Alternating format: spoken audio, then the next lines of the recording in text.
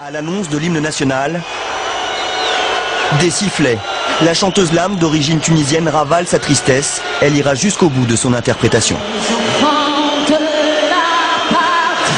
Première fois, il y a 7 ans, contre l'Algérie, l'hymne avait subi le même sort. L'année suivante, en Coupe de France, outré par les sifflets, Jacques Chirac avait quitté les tribunes. On doit... Ah ouais, mais il faut leur expliquer, parce que sinon c'est trop facile. Parce qu'après, s'il vous plaît, ils te disent, j'ai du mal à m'intégrer, on fait pas ça, on fait pas ci. Déjà, commence à respecter. Ça sera dans le temps. Ouais, mais dans le temps, si on leur explique... Des banlieues dont les parents sont algériens, tunisiens, enfin maghrébins, qui viennent là et qui sifflent l'hymne national français pour manifester, selon moi, qu'ils détestent cet hymne, ce pays, et qu'ils ne veulent pas se sentir français. Non mais je sais pas, c'est ce que je pense. Pour vous, c'est un rejet. Je pense que c'est un rejet de l'identité française. Exactement, et c'est lié.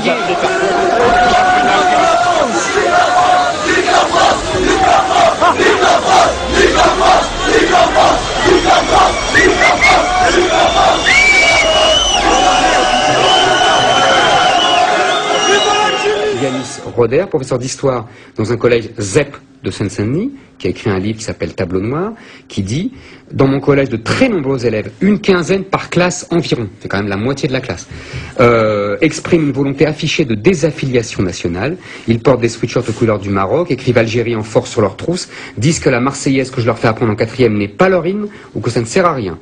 Pour eux, être français, c'est être un bouffon, un bolos, un jambon beurre. Leur patrie, c'est juste, la France, c'est juste pour des papiers, ils ne se sentent pas... Allez, vas-y. De connard. La France, elle en prend plein. Elle en prend plein pour la France. Elle pue la merde, votre société. Alors pourquoi tu vas pas ailleurs? Parce que je reste ici, je squatte votre bouffe, je squatte votre staff, je squatte tout ici, mais c'est une fausse de merde pétée. Au bled, ils vont vous a niqué, on vous a viré, bande de salopards de mes fesses, on vous a niqué vos mères. Mercredi soir, dans un Paris vidé d'ailleurs pour cause de matchs de football, oui. Les seuls drapeaux dans la rue, tout le monde l'a remarqué, sont algériens. À Marseille, on a anticipé d'éventuelles émeutes en cas de défaite de l'Algérie face à l'Égypte. Les forces de police avaient été largement mobilisées. La victoire algérienne aura quand même suscité, je vous le rappelle, dans toute la France, 140 arrestations et un peu plus de 350 véhicules brûlés. On souhaite bon courage aux riverains du stade Vélodrome ce soir pour OMPS.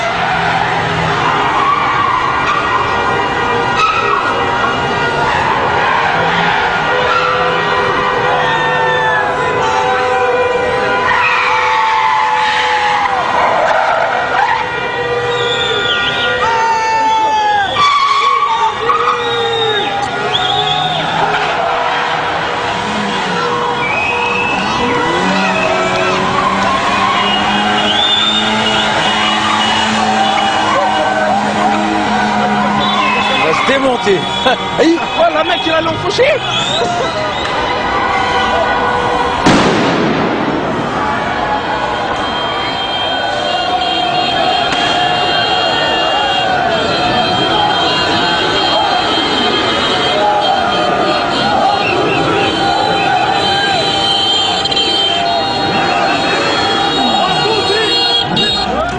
Toutes les 10 secondes, il y avait des voitures avec le drapeau de l'Algérie qui passait, qui klaxonnait. C'est un problème ça, qu'il y ait des drapeaux algériens? Oui, dans mesure où, j'explique, nous avions un drapeau français, nous le brandissions pour faire la fête avec eux.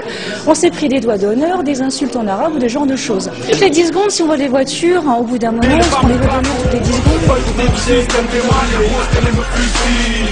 J'ai plus de salut tellement j'ai craché sur la justice. Rescapé des banlieues, on baisse la France avec insistance. Les calcitrants, cette pute me braque avec insistance.